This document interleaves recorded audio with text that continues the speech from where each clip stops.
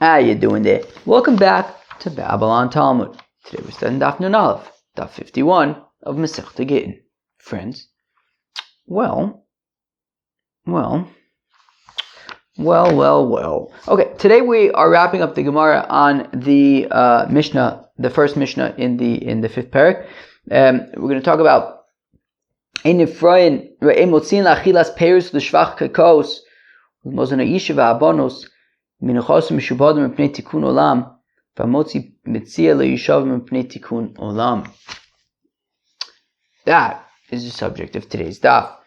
Very exciting stuff. We're going to start on Daf Nun Amud Beis. Babylon again. All right, Babylon. All right. We're going to start on Daf Nun Amud Beis, about the 10 lines from the bottom or so, by the two dots. In Motzin La'achilas Peris. Nu, Cheve. Who can tell me what this is talking about? Talking about this. Ruvain steals land. Ruvain steals property from Shimon. Ruvain then sells that property to Levi. Well, yeah, exactly. Okay, Ruvain steals a property from Shimon, sells it to Levi. Now, when Ruvain sells the property to Levi, the stolen property to Levi, he says, "Hey, Levi, if there are any issues with the property, you come to me. Don't worry. I have another property. If there's any issues, you can have that property." And then he goes and sells that property to Yehuda. Shimon, whose land was stolen, Shimon goes to Levi and he says, "Levi, sorry, but that's actually my property. You bought stolen land from Ruvain. Ruvain stole it from me. It's my property." So Levi has to leave that property. But now remember, when Levi purchased the property from Ruvain, Ruvain told him, "If there's any issues, you come to me." So Levi goes to Ruvain and he says, "Look, Ruvain, apparently the field that you sold me was stolen from Shimon, so I want my money back." So now here's where this is how it ties into our Mishnah. So the amount that he paid for the amount that Levi paid for the field, right? The field itself, he can be right. Whoa, what's going on with my throat? Excuse me. All of a sudden my throat got dry. All right, what do I mean to tell you? So the value of the field itself, he can take from Yehuda, right? Because the field that Yehuda bought from Ruvain was Meshubad to Levi's sale, right? Ruvain told him at the time that he sold the field to Levi, "If there's any issues, you come to me. I have another property, right? That's Meshubad to the sale." So Levi can take the value of the property from Yehuda. The thing is, what about the fruit, right? Meaning the value of the property itself, he can collect from Yehuda, but what about the fruits? What about the fact that he made the soil better? What about right? So the fruits are the peiros, the making the soil better, making the property better is shvach kakos. You made the property better. How does he get paid back for that? Right? Now he's got fig trees there. Now the trees are filled with figs, and now Shimon's eating those figs. Well, how can Levi get paid back for those figs? So the achilas peris and shvach kakos, Levi can collect only from bnei chor, right? Karka bnei chorin, right? Nechosim bnei chorin, property that Ruvain has that hasn't been sold, right? So if he has property that he didn't sell to Yehuda, so Shimon can collect the achilas peris and the shvach kakos from nechosim bnei chorin, but not from nechosim mishubadim. He can collect the value of the field itself from nechosim mishubadim, but not the achilas peris and the shvach kakos. Yo. So now my timer. So with that 5-minute introduction, we can now begin. My timer. So what's the reason why Levi cannot collect achilas peris and shvach kakos from Yehuda? Amar Ula says Amar Rish Lakish, and the name of Rish Lakish Lefisha and Ksuvin. Well, because the fruits and the improvements of the field are not in the document. The document says that Levi bought the field from Reuven. It doesn't say anything about fruits and improved soil. So therefore, since they're not written in the document, Levi cannot collect them from Yehuda. He can only collect them from fields that Reuven has that have not been sold. Nechasim b'nei chorin. Well, meaning Yehuda's field would be Nechasim Shubadim. Levi cannot collect from Nechasim Shubadim. He can only collect from Nechasim b'nei chorin. Amarle Reb Abba le'ula, but now Reb Abba says to Ula, v'ha mozin ha'isha ve'abonis. What about if a fellow passes away, so his widow and his daughters are entitled to mizonis?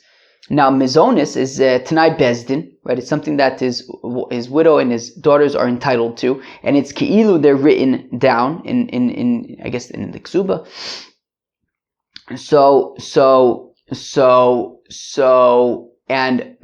those are written, and yet those are not able to be collected from nechasim shubadim, right? So ki'ilu, Reb Abba is asking Ula, you're quoting Rish Lakish as saying the reason why the Achilas Peres and Shvach Karkos cannot be collected from Nechasim Meshubadim is because they're not written down. But what about the fact that Mozon Isha V'Abonos is not written down? I'm sorry, Mozon Isha V'Abonos is written down, and still they cannot be collected from Nechasim Meshubadim, only from Nechasim B'nei Chorin. So clearly writing them down doesn't seem to make a difference anyways. Right? So again, the mizoinus of a widow and the daughters, that it's as if, right, it's Tanai Bezin, it's kilu, it's written down, v'katani, and yet, ein motziin, you cannot collect from nechasim shubadim, even though it's written down. So, Ula, it doesn't seem like the writing down is the defining factor over here. Amalei, so Ula answers, Hossam, no, when it comes to the Tanai Bezdin by Isha ve'abonos, so me'ikara hachi askun, the whole Tanai Bezdin, the whole inyan of mizonis for a widow and the daughters is ksuvenein eitzel b'nei chorin ve'en ksuvenein eitzel mishubadim. The whole zach, the whole inyan of mizonos ha'isha ve'abonos is be'etzem that they can only be collected from nechasim mishubadim and not from nechasim b'nei chorin. Kilu, yes, they're written down, but in that case, the whole concept of mozon isha v'abonos can own the whole thing is that they're only collectible from, I don't know what I just said, but they're not collectible from nechasim mishubadim. They're only collectible from nechasim b'nei chorin. How come? The reason being that, well, if a fellow's widow and his daughters can collect from nechasim mishubadim, well then that's weird in terms of like being able to buy fields, right? Whenever you, like, imagine, like, Reuven goes to buy a field from Shimon. Reuven thinks he's buying the field. He thinks that the field belongs to him. All of a sudden, at some point in the future, Shimon's widow and daughters show up and say, we want to collect our mizonis. Meaning, how can anybody ever buy a field if the person you're buying from, eventually his family's going to start eating from your field, right? And that's going to happen to anybody who ever buys a field. The person who sold it to him, they could start, their widow and daughter starts eating from your field. However, you're supposed to buy a field and now it's yours. So because everybody, many people have a wife and many people have daughters, and ultimately when he dies, there's going to be mizonis. So those mizonis can only be collected from nechasim b'nei chorin, right? Property that's available in the estate, but not property that has been sold, and and therefore that is not collectible from nechasim mishubadim, only from nechasim b'nei chorin. And similarly, v'chein Amar Reb Asi, Amar Reb Yochanan, says Reb Asi the name of Reb Yochanan, the fisha ein ksuvin, because the same exact thing, right? Because the Achilas Peres and Shvach Kakos are not written down. Omar le Reb Zer le Reb Asi. Reb Zer says to Reb Asi, Va mozon isha va'abonis tichman dechsiv edamu. But what about the mizonos of a widow and the daughters? That it's like they're written v'katoni ein motzin, and yet you cannot collect those. They cannot be collected from nechasim mishubadim, even though they are written down. Omar le meikare Hachi Askun, so says Reb Asi to Reb Zera, but the whole inyan of mizonis is that ksuvinin eitzel b'nei chorin, they're only, written down vis-a-vis b'nei chorin, ve'en ksuvinin eitzel mishubadim, but not vis-a-vis the nechasim mishubadim. Mizonis cannot be collected from nechasim mishubadim, as we explained, because otherwise you can't really ever have anybody buy something and have it belong to them, because the person you bought it from, his family is going to start, eating from it. Okay. Eventually. Reb Chanina Amar, says Reb Chanina, Lefi she'en ksuvin. Now Reb Chanina gives an under pshat. He gives a different pshat, which has nothing to do with writing it down, although we're going to ask about writing it down in a second, but it's because it's not a fixed amount, right? The fruits on the field, the improvement to the soil, these are not sort of fixed amounts that you can kind of, the price of the field, that's a fixed amount, okay? The field costs a certain amount of money, that is what it is. The improvements are subjective. Fruits, sometimes you might have a larger yield, sometimes you might have a smaller yield, right? These are not absolutely quantifiable, at least, milichatchila.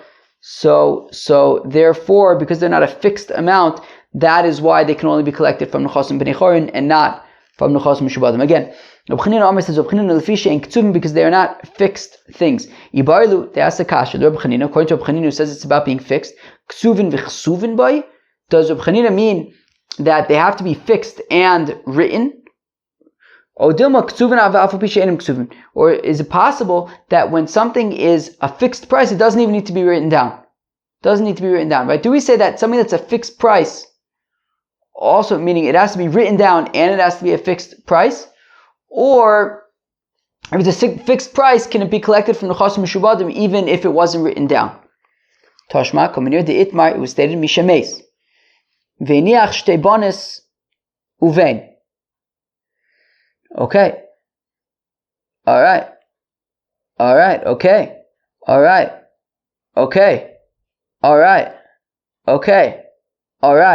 So Tashma, come in here. The Itmar, it stated, Mishameis v'niach shtei bonus uvein. V'kodmar rishon v'not le'isur nechosim. V'lo speaker shnir legabos ad shemeis habein. Friends, this is a Gemara that we saw in Masechet Ksubis, that you have a fellow, and he's got 2 daughters and a son. And then he dies. So now there's the estate. Now the son inherits the estate. However, the daughters are entitled to 10% of the estate for their dowries, for the nedunyas. So now what happens if I remember correctly from Masechet Ksubis, the way it works is the first. So if it's $1,000, if the estate is $1,000 worth $1,000, so the first daughter would get 10%, which is 100, and then the next daughter, I believe, would get 10% of what's left, which would be $90. But anyways, if I remember correctly, So this guy dies, and he leaves. He's got 2 daughters and a son. So the son inherits the. Let's say it's $1,000 estate. The son inherits the $1,000, but each daughter, the 2 daughters, upon getting married, they're entitled to receive 10% of the estate for their dowry. Now, the first daughter gets married and she gets $100 for her dowry. Now, then the son dies. So now when the son dies, there's no, right? So it's just the 2 sisters left. And they inherit the estate now. So now here's the question. The first daughter already received her $100. Now if they take the remaining $900 that they now just both inherited and divide it in 2, each one gets $450. Well, since the first daughter already got 100, so she's getting 550, whereas the other one's only getting 450. Or do we say, let's first separate the 10% for the second daughter. Now, if what I was saying is correct, that would be $90. Let's separate that for the second daughter. Let her get her Isur Nechosim first. And then the remaining money, they'll divide in half. And if my calculations are correct, so that would be the remaining $810. So that would be they each get $405, which would be, one of them would get $495, the other one would get $505, which is a lot more balanced, a lot more equal. So that's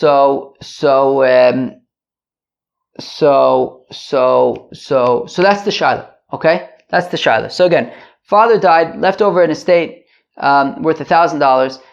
the son inherited the estate. One of the two sisters gets married. She gets 10% of the estate for her dowry.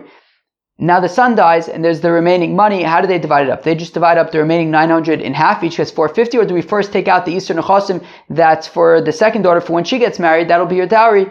And then we divide the remaining stuff in half. So again, so Tashma, coming here, the Itmar stated, Mishames, a fellow dies, V'niach shtei bonis uvein, and he leaves, there are two daughters and a son. So the son inherits the $1,000. V'kodma arishona v'notna Isur Nechasim, and the first daughter gets married, and she gets $100 for her dowry. V'lo yispika shniya legabis, but the second daughter hasn't yet gotten married. Ad shemes abein, and the son dies, leaving over $900 to be inherited by the two sisters. So Amr B'Yechanan says, Rabbi Yechanan Shniya Vitra. Says Rabbi Yechanan that the second daughter, she doesn't need to get the Isur Nechasim. She doesn't need to get paid her dowry. Meaning she was only expecting to get $90, according to if I'm right. So she was only expecting to get $90. Now she's getting $450. So Rabbi Yochanan says, like, the second daughter doesn't really care. She was only expecting to get $90 for, just for her dowry, $90, that was it. All of a sudden now, she's getting $450. So she doesn't care that her sister's getting $550. Like, she would have been happy with the $90 for her dowry, and now she's getting $450. So says Rabbi Yochanan, that's fine. So now, right, so the second daughter won't be makbid. Rabbi Chanina responds to Rabbi Yochanan. Gidola mizo, where they said, Motzin lefarnose vein motzin lemizonis. That when it comes to, now if I understand this correctly, the two daughters are, right, they have a right to 10% of the estate for their dowry. And I think what this means is that if the son now sells the property and comes, and now the daughters want to get 10% for the dowry, but the son sold the property, you can collect that from Nechasim Mishubadim. You can collect for the dowry from Nechasim Mishubadim. Vein motzin lemizonos, but for mizonos you cannot collect from Nechasim Mishubadim. Ve'at omart shniya vitra, and you, Rabbi Yochanan, are saying that, meaning when it comes to the dowry, we just said that we're going to take away, if the property was sold to somebody else, we're going to go to that other person and take away from that person in order to get money for the dowry. And you're saying that the second daughter, when the money's right here, we don't have to go to somebody else and collect it. It's right over here. She's just going to say, she doesn't need the money for the dowry.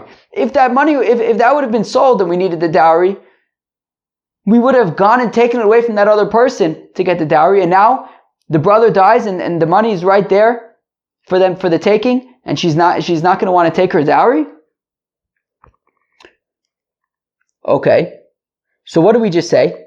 The important thing that we just said is that we pointed out that the dowry, which is a fixed thing, it's not written anywhere, but it's a fixed thing of 10% of the estate.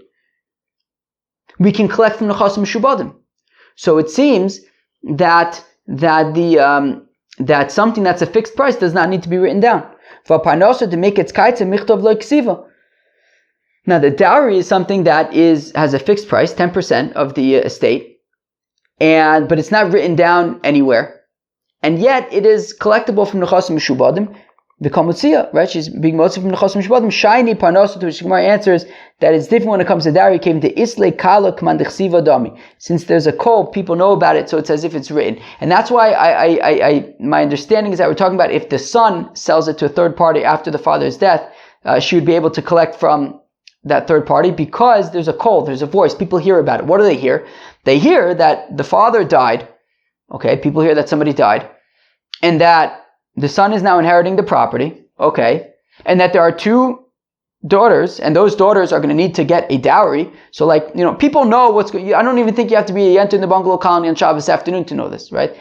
People know what's going on in the community. Somebody passed away. They know, okay, there's two daughters. Especially if you're going to be doing your due diligence, if you're going to buy a property from that son, you're going to want to know, okay, is this from the estate? Wait, you have sisters. Don't they have dowries? Like, people know about that stuff, and that is why they are able to collect from the nechasim mishubadim, because there's a call, because people know about it and know that they're going to need to get dowries, and therefore it's ke'ilu, it's written down. Right, so the reason why they're able to collect from nechasim mishubadim is not strictly because it's a fixed price of 10%, but also because since everybody knows it's that the father died and that they have, when they get married they're going to need dowries, so it's keilu, it's written down, and that's why it's able to be collected from nechasim mishubadim. Right, so again, so shani parnos is even when it comes to the nedunya, cave into isla kala, because since people hear about the situation, command it's like it is written. Most of Ravuna bar Manoach asks a kasha. Mesu, one second, I gotta rub my nose, excuse me. Okay, so Ravuna bar Manoach asks a kasha. Mesu b'nosei nizonis minachosim b'nei chorin, vehi nizonis minachosim mishubadim mipnei shekibailas chov. Friends, what's this talking about? This was also a Gemara we've seen before. We saw this in Masechta Ksubas Oichit. Nu, could tell me what this is talking about. He's talking about a matzav where a fella gets married to a fellow, and the fella has a daughter. And the fella makes a deal with the fellow that when we get married, I need you to support my daughter for 5 years. And he agrees to that. They get married, and then they get divorced. And then she gets remarried to a second fellow and makes the same deal. Look, I have a daughter. When we get married, you need to support her for 5 years. They get married. Now they both need both, right? The first husband had committed to supporting this daughter for 5 years. The second husband also committed to supporting the daughter for 5 years. So B'atzim, they both have to support her for 5 years. Fine. Now, if these guys die. Now, what's strange is it says b'nosei hen, which is female, but I think it's talking about the husbands. If I'm not, that's how I understand it. But so that's how I'll explain it, because that's how I understand it. But it is shady that it says b'nosei hen and not b'nosei hem. But still, my understanding is that my understanding is the way that I understand it. Let's say that. I'm not sure that that's reassuring, but my understanding is that my understanding is the way that I understand it. Let's go weiter. So now, these two husbands die. So now that they're dead, so their daughters, forget about the daughter of this fella, but their daughters can collect their mizonis from nechasim b'nei chorin, as we were just talking about. That mizonis is only collectible from nechasim b'nei chorin. But this girl, the daughter of the fella, she can collect her support that the two husbands committed to from nechasim mishubadim. So let's read that inside. So Masav Rav Huna bar Manoach. So Rav Huna bar Manoach asks a kasha, Mesu, that if these two husbands die, so their daughters can only get their mizonis from nechasim b'nei chorin. However, this girl who both husbands committed to supporting for 5 years, nizonis nechasim mishubadim, she can collect from nechasim mishubadim. Mipnei shekibai leschov, because she's like a creditor and she can collect from nechasim mishubadim. So we see that because that wasn't written anywhere, right? This wasn't written down anywhere that they were going to support her, and that it's not something that was written. But it's a fixed amount, 5 years. It's a fixed period of 5 years, and therefore we want to argue that something that's fixed, even if it's not written down, it's collectible from nechasim mishubadim. Hachab ma'askinin, to which the Gemara says, no, this is a different story. B'shekanu miyadu, they made a kinyan on it. Says Rashi, kinyan is, most kinyans are then written down. Okay, so is the point that it's written down, or is the point that they made a kinyan? I don't know. What does Rashi say? What does it say? Rashi says, B'shekanu b'yodav v'stam kinyan l'chsiva omed. And the stam kinyan is written down. So it's the point that we can assume that it's written down. Maybe that's the point. It's not super clear to me. It doesn't say it's ki'ilu, it's written down. Okay, so maybe the point is that they made a kinyan, and because they made a kinyan, it's written down. Okay, I guess. But the Gemara says they made a kinyan, so let's stick with that. They made a kinyan. Okay, so it's talking about where they made a kinyan, and that is why she can collect from the nechasim mishubadim. But if we're talking about where a kinyan was made, so then shouldn't that affect also the daughters, right? Because if we're assuming that these other daughters are daughters that these husbands had with this wife, right? There's this fella who was getting married to these fellows. She already had a daughter, but then together with these fellows, she had more daughters. And we're saying that those daughters, right, that they had with the husbands can only collect from nechasim b'nei chorin, but this other daughter that she had prior can collect from nechasim mishubadim. We're saying because they made a kinyan, but shouldn't the kinyan apply to all the daughters? So b'shekanu lazo ve'lo kanu lazo. So well, it's talking about where the kinyan was only for this particular daughter, not for the others. But my psaka.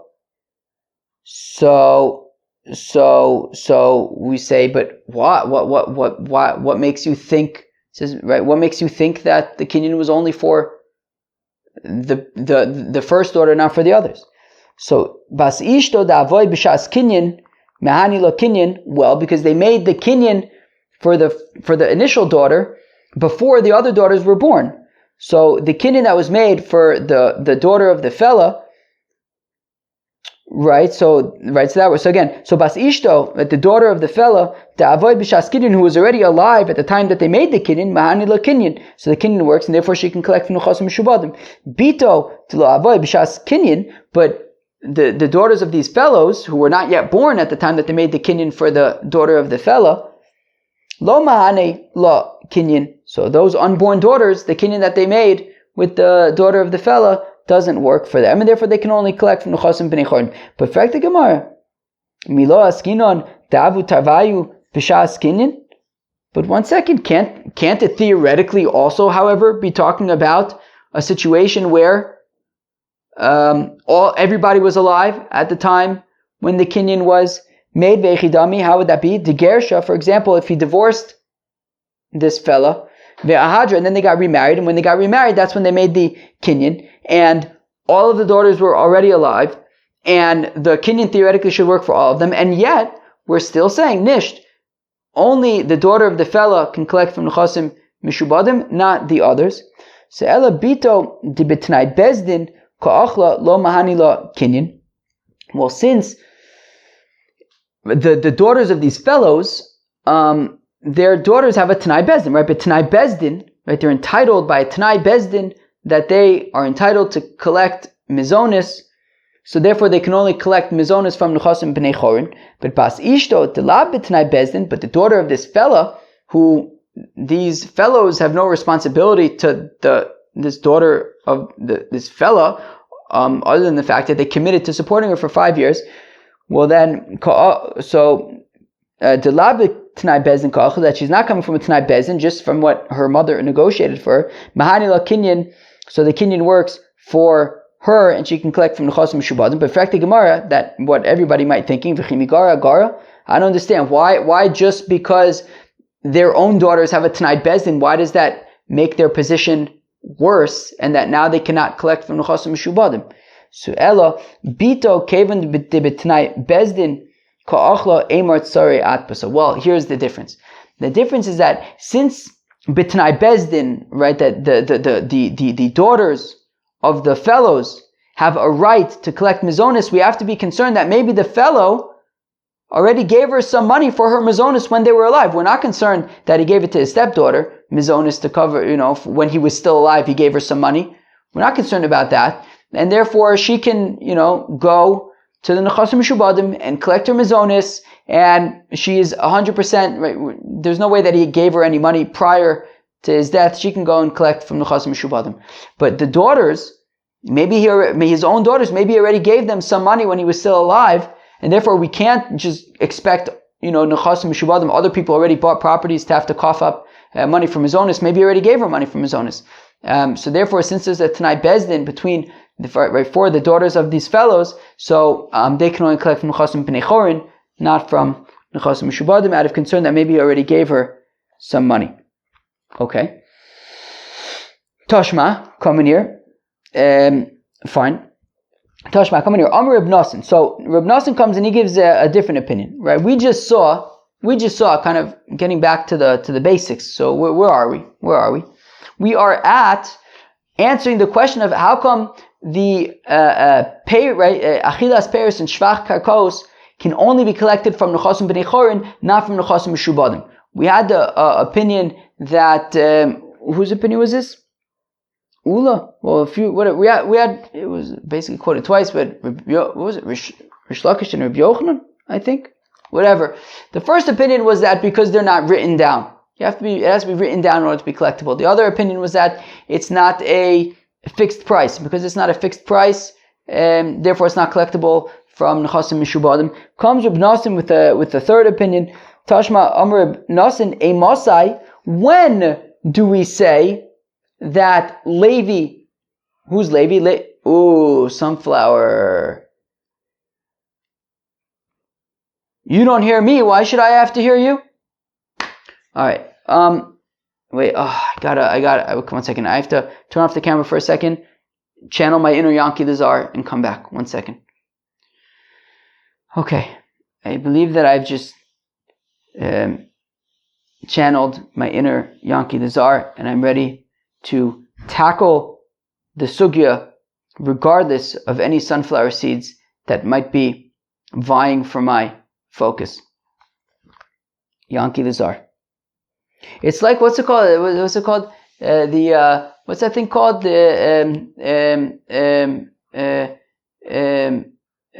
Serenity Now. It's like Serenity Now. It's like Yankee Lazar.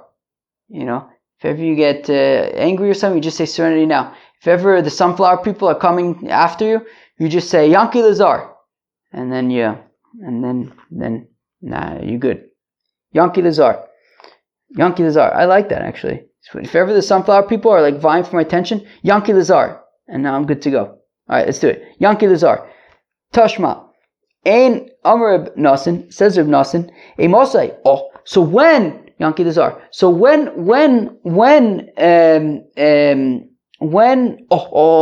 so who's Levi? Levi, remember, Ruvain stole a field from Shimon. Ruvain then sold that field to Levi. Shimon then goes to Levi and says, sorry, Levi, that's actually my field. Levi goes to Ruvain and says, Ruvain, you sold it to me ba'achrayus. You said that if anything happens, you'll pay me back.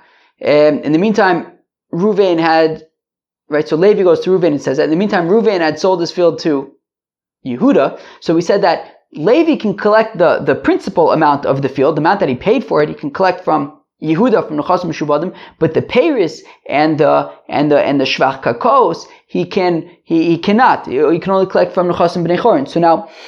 So now says the Gemara Tashma, this is an interesting opinion. Reb Nosson says, Reb Nosson, a Masai, when do we say that the Achilas Peiris and the Shvach Kakos cannot be collected from Nechasim Mishubadim? Bezman shekodam mikcho shel sheni l'shvacho shel rishon. That is only when, at the time that Yehuda bought the other property from Ruvain, Levi's property did not yet have the fruits and did not yet have the improved soil. Avol kodam shvacho shel rishon l'mekcho shel sheni. But if at the time that Yehuda bought his field from Ruvain, Levi's field already had the fruits and already was improved, Gove min Nechasim Mishubadim, Levi would be able to collect from Yehuda, from the Nechasim Mishubadim. What we see, Mishum de lo kodim hu. So we see that according to Reb Nosson, that actually it has nothing to do with being written down, it has nothing to do with being a fixed price. Levi can collect Achilas Peres and Shvach Karkos from Yehuda. But it just matters when these things happen. If at the time that Yehuda bought his field, Levi's field already had Achilas Peres and Shvach Karkos, so then Levi can collect from Yehuda. But if the Achilas Peres and Shvach Kakos came after Yehuda had already purchased the fields, then he cannot collect from Yehuda, he can only collect from Nechasim B'nei Chorin. Tana, where am I?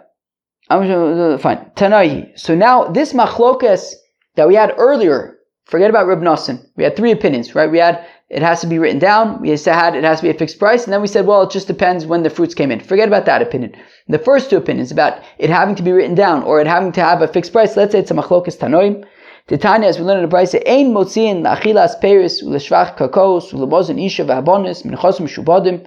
We said, right, it was our right, like we said in our Mishnah, that we cannot collect achilas perus, shvach kakos, mozun isha ve'abonos from nechasim mishubadim mipnei tikun olam lefi she'en ksuvin, because they're not written down. So we see according to the Tanakama, it's about being written down. Omar Rabbi Yossi says, Rabbi Yossi v'chimatikun olam yesh bazo. What does it have to do with being written down? Even if it is written down, v'lo in ksuvim, it's not a fixed amount. It has to be something, in order to collect from nechasim mishubadim, it has to be a fixed amount. So we see that this is that this machlokas, taka machlokas tanoim, about does it need to be written down, or does it need to, or is it about having a fixed price? All right, very interesting stuff. So now the final bit of our Mishnah, v'amotze mitzia lo yishava. Oh, so if a fellow finds a lost object and he goes to return it, right? Reuven finds a lost object belonging to Shimon. He goes to return it to Shimon, and Shimon says, "Hey, Reuven, you only returned to me half of the thing." So the question is, does Reuven have to swear that no, he's returning everything that he's got, and he didn't keep half of it? So the Mishnah says, "Nisht v'amotze mitzia lo yishava," that no, Reuven, who's doing Hashavas Aveda, does not need to swear that that he's in fact giving back everything that he has and they didn't take anything. Doesn't have to swear because of tikkun olam. But that would be a very uncomfortable situation if somebody thinks he's doing the right thing by returning a lost object. All of a sudden he becomes accused of stealing half of it and having to swear in Bezdin. That would not be very pleasant experience. So therefore, because of tikkun olam, we say that that Reuven does not need to swear. So let's talk about for a second. It's important. Let's talk about for a second the concept of Modeh b'miktsas atayna yishava. I believe that this came up the other day. There is a concept, and we're going to explain why. We're going to explain we're going to explain what it is at the end of the daf today. So maybe I'll hold off I think I'm going to hold off to getting into those details until we get there. But for now, let's say that there's a concept that if Reuven borrows $1,000 from Shimon, and Shimon comes to collect it, and Reuven says, "Look, you didn't lend me $1,000, you lent me $500." So that's what's called Modeh b'miktsas atayna, and he has to swear that he's telling the truth. He has to swear that he's telling the truth. He has to swear.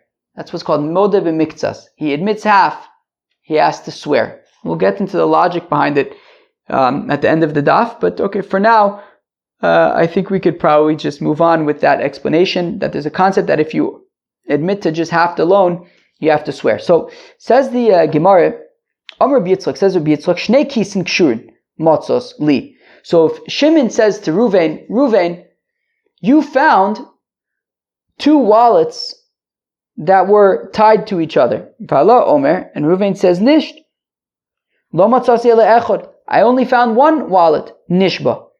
So Reuven needs to swear in that case, because since wallets are not going to get separated, if they were tied together, we assume that he found them together. And if he's saying that he only has one, so then he has to swear that he in fact, only has one. Shnei shvarim kshurin matzosli. If Shimon says to Reuven, you found my two oxen that were tied together, V'ala Omer lo haya ele echad, and Reuven says, no, it was only one ox.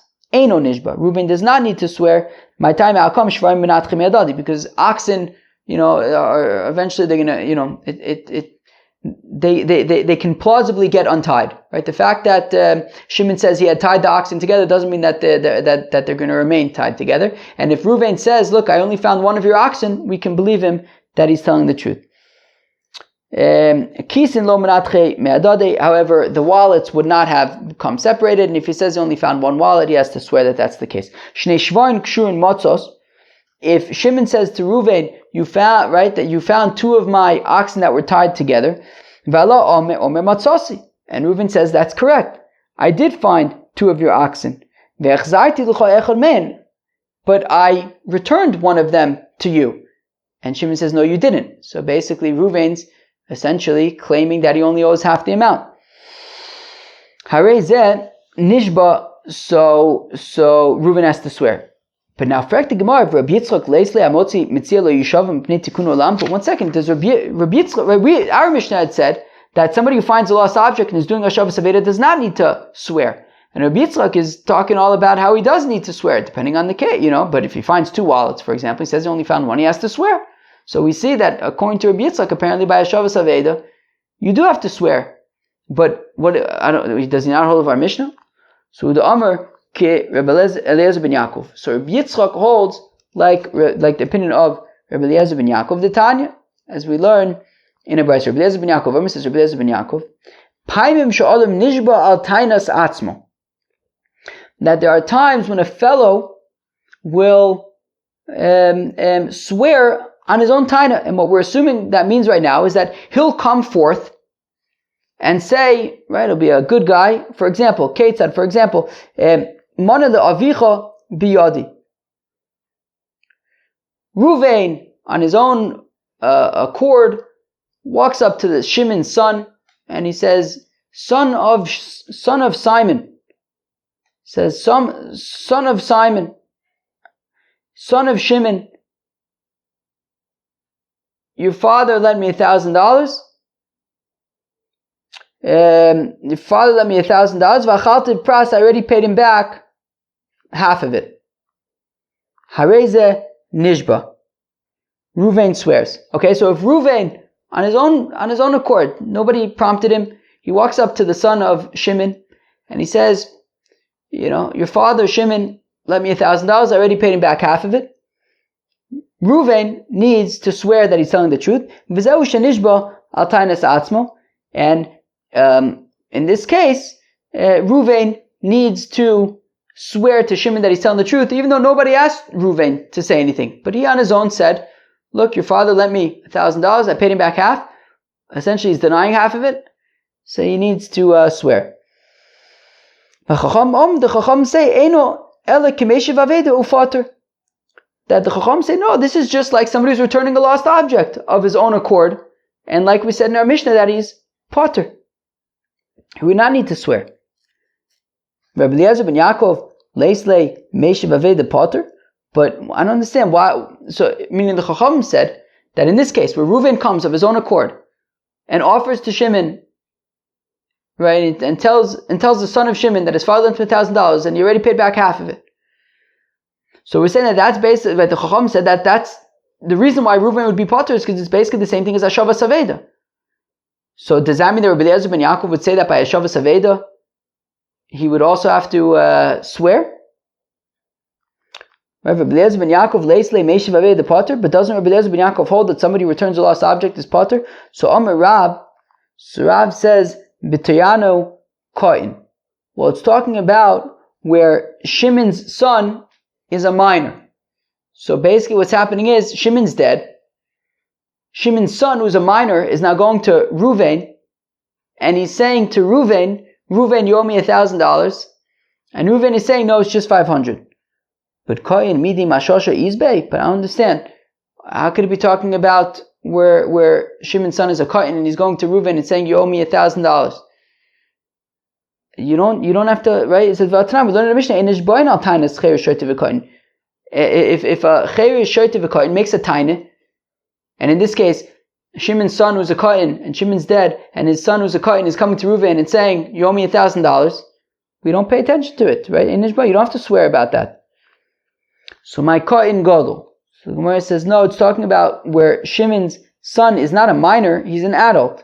Why do we call him a minor? Because with regard to knowledge of his father's doings, he's like a minor. He doesn't know all of his father's doings. He doesn't know exactly if his father received 500 or not. So, okay. And Rabbi Eliezer ben Yaakov is saying that that Reuven does not need that Reuven needs to swear in that case. But if that's the case, Tainas atzmo, Tainas acherim hi. But if that's the case, this is no longer a situation of Tainas atzmo. Reuven is not the one making his own admission. Shimon's son, who we're saying is a gadol, an adult, is coming to Reuven and saying, "You owe my father, you owed my father $1,000," and Reuven is saying, "No, it's only 500." So Tainas acherim v'das atzmo kulu tainos nami Tainas acherim v'das atzmo ninu. But then one second, if we're talking about where Shimon's adult son, after Shimon dies, is going to Reuven and saying that you owe me $1,000, and Reuven saying, "No, I only owe 500." That's just a textbook example of modeh b'miktsas, of somebody, right, of Shimon saying to Reuven, "You owe me $1,000." Reuven says 500. So Ella, rather, it's talking about where we said, like we said a minute ago, that it's talking about where Shimon's son is a minor. Shimon's son is a minor, and he goes to Reuven and says, "You owe me 1,000." Right? Shimon's dead. Shimon's son is a minor. He goes to Reuven and says, "You owe me $1,000." Reuven says, "No, it's only 500." Now, even though a minor, if the minor would come and say, "I lent you $1,000," and Reuven says, "No, 500," then he would not swear. But if the minor is coming from his father's estate, so then Reuven would have to swear. And where they argue, so now the machloka is between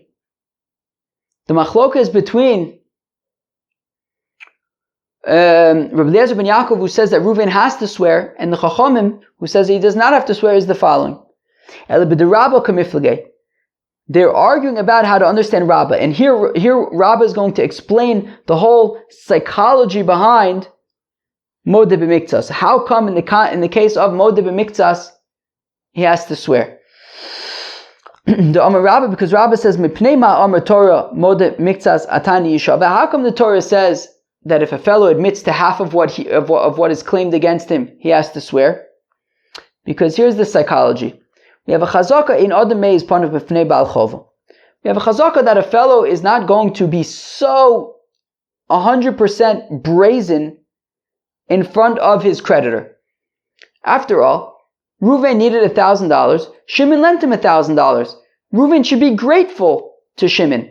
And you know what? We assume that Reuven is grateful to Shimon. And therefore, he definitely does not have it in him to deny the entire loan that he received. He would not have the audacity to make a claim, "I don't owe you anything." Shimon says, you owe me $1,000. Reuven would not have the audacity to say, "I owe you nothing, you never lent me anything," after Shimon helped him out when he needed the money. So really, Reuven ideally would have denied everything. But the reason why he didn't deny everything is Mishum Dein Adam Meiz Panav B'fnei Baal Chova, because he doesn't have the audacity, right? So Reuven really does want to deny everything, but he can't look Shimon in the eye and say, "You never lent me $1,000." And the fact of the matter is that really, Reuven, in an ideal world, Reuven would rather admit to Shimon that actually he owes him the full 1,000, and ideally he would have the full 1,000 to pay him. But the reason why he's not admitting it is the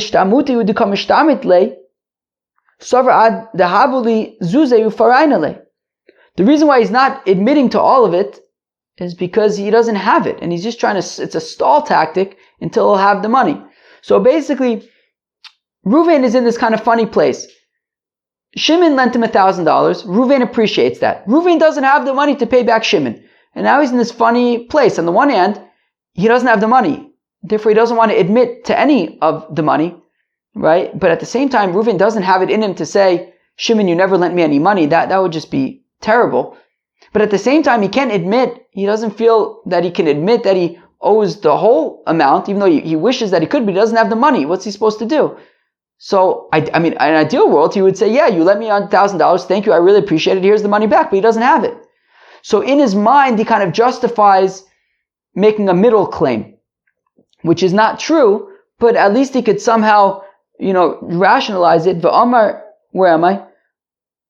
So therefore, what he does is he says, you know what? I'll just say 500. That way, I'm not looking Shimon in the eyes and saying, "You never lent me money." That would be a terrible thing to do. At the same time, he can't admit to owing all the money because he doesn't have the money. So he kind of justifies it in his mind. How about this? Why don't I just say, Shimon, you did lend me money, and I really appreciate you lending me money, but it wasn't 1,000, it was only 500. But that's obviously not true. But he's kind of, rationalizing for him, justifying for himself that would be okay. And therefore, as Bezdin, as a court who needs to uphold kind of, law in society, they say, 1 second, Ruvain, we don't trust that you really only borrowed 500. We are highly suspicious that, that you owe $1,000, but you don't have the money, and you're just trying to, find the middle ground. And therefore, excuse me, I had to sneeze, but I didn't have time to pause the video. So therefore, the Torah says, so therefore, we recognize this strategy of Ruvain, and we say, hey, Ruvain, you're saying that you only owe 500. We have a feeling you owe 1,000. If you really owe 500, swear that that's the truth, right? And hopefully then if he does swear, then we can assume that he's telling the truth. But the point is that we want to prevent this situation, and he will hopefully admit that he really does. In fact, hopefully, if he owes if Shimon lent him $1,000, the whole point is to avoid this situation, and Shimon should be able to get that full $1,000 back. So we'll make Ruvain swear, and I guess the point being that if he's not telling the truth, he won't want to swear. Fine. So now, Rabbi Eliezer ben Yaakov Savar now holds Rabbi Eliezer ben Yaakov Loshna Bov Loshna Bivno Eino Meiz. So Rabbi Eliezer ben Yaakov says that it doesn't matter if it's Ruvain with Shimon or Ruvain's with Shimon's son. Either way, Ruvain would not be able to look at Shimon's son in the eyes and say, your father never lent me 1,000, you never lent me anything, right? So meaning the same psychology applies to the father as well as to the son, and therefore, Rabbi Eliezer ben Yaakov says that even when the son, who's a katan, says that, you owe me $1,000, and Ruvain says only half, so then Ruvain would still have to swear because it's the same psychology for the father and the son. Whereas, right, so Veloshna Bivno, Eno Meiz, Vihilkach, Lav, Meshiv, Aveda, Hu. And therefore, it's not considered like Hashavas Aveda where you don't need to swear, and he does need to swear because we're concerned that it's a situation of Modib Miktsas. Whereas Rabbanan Savi, the Rabbanan hold Bohu de Eno Meiz. This whole psychology thing is only for the father. Aval Bivno Meiz, but with the son, if he in fact did not, if he wanted to, he would just deny all of it, right? If he didn't want to pay, to Shimon's son, Ruvain would just say, your father never lent me anything. So we do lo Meiz, and the fact that he's not doing that, he's saying, look, it's only 500. So Meshiv Avedahu, we treat it as if he's like returning a lost object, and we trust him, and he does not need to swear. All right, friends, that was Daf Nun Aleph of Masechta Gittin. Wow, we talked about a whole bunch of stuff. We talked about Achilas Peres and Shvach Kakos, so only collectible from Nechosim B'nei Chorin. We asked why. We saw 3 opinions. One opinion is that because it's not written down. The other opinion is that because it's not a fixed amount. And the third opinion is that actually it depends. You can only collect from Nechosim B'nei Chorin if the fruits didn't, and the improvement to the property didn't exist yet when Ruvain sold the property to Yehuda.